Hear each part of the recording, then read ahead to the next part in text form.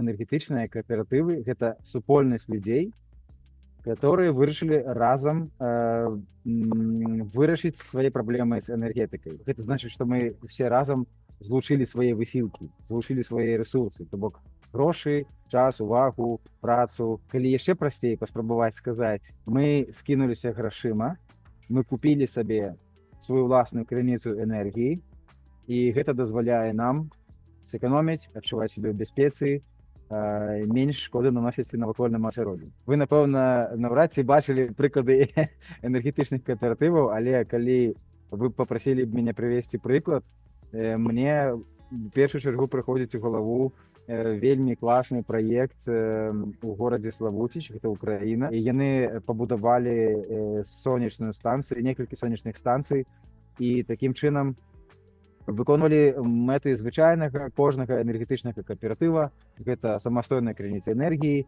гэта нашы ўласныя кошты, якія мы самі сабе вызначаем згодна з мадэллю нашага кааператыва.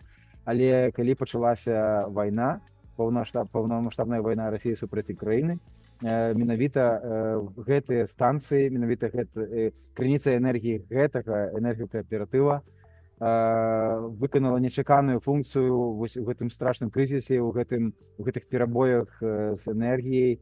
Якраз чальцы кааператыва адчувалі сябе больш бяспечна, чым іншыя людзі, таму што ў іх была свая ўласная крыніца энергіі, якую яны так з абмежаваннямі, але маглі выкарыстоўваць нават у час вайны.